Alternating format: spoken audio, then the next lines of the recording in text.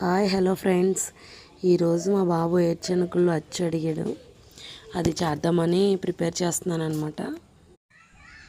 ఇలా ఏడ్చనుగుళ్ళు మంచిగా ద్వారగా స్లిమ్లో పెట్టుకొని వేపేసుకొని ఇలా కొంచెం చల్లారిన తర్వాత ఇలా పొట్టంతా నలిపి తీసేసుకోండి. ఇలా బద్దలాగా మొత్తం కూడా అదంతా కూడా బద్దలా అయిపోవాలి. గింజంతా కూడా ఆ పొట్టంతా ఏమీ లేకుండా ఫ్రెష్ చేసేసుకోవాలి. మనం ఇప్పుడు గ్యాస్ పైన ఒక గిన్నె పెట్టుకొని దాంట్లో బెల్లం 1/2 కేజీ గుళ్ళకి 1/2 కేజీ బెల్లం వేసుకోవాలన్నమాట.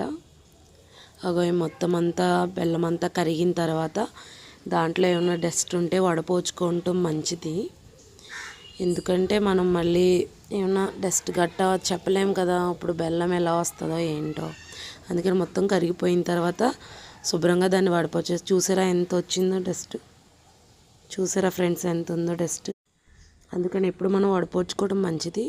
మళ్ళీ దాన్ని కొంచెం కడాయిని శుభ్రం చేసేసి మళ్ళీ ఇప్పుడు వడపోచుకున్న దాంట్లో పోసేసి కొంచెం నెయ్యి 2 స్పూన్లు వేయండి. వేసాక ఇంకా నాకు పాకం వచ్చేసినట్టే, మ్యాక్సిమం వచ్చేసింది. దించే ముందే నేను నెయ్యి వేసాను అనమాట. చూడండి ఇప్పుడు పాకం అన్నది ఇలా ఉండాలి.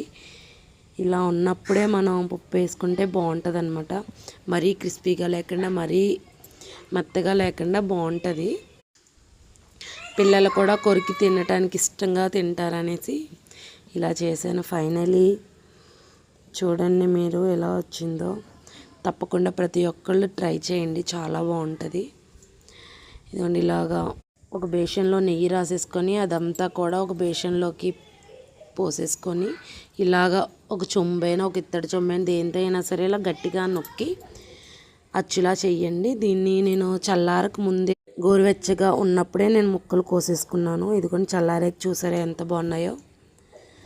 మొత్తం చల్లారిపోయాక అవి పీసెస్లా వచ్చినాయి, బిస్కెట్లు లాగా. చూసారా అచ్చు ముక్కలు ఎంత బాగున్నాయో. మా బాబు అయితే చాలా హ్యాపీగా ఫీల్ అయ్యాడు.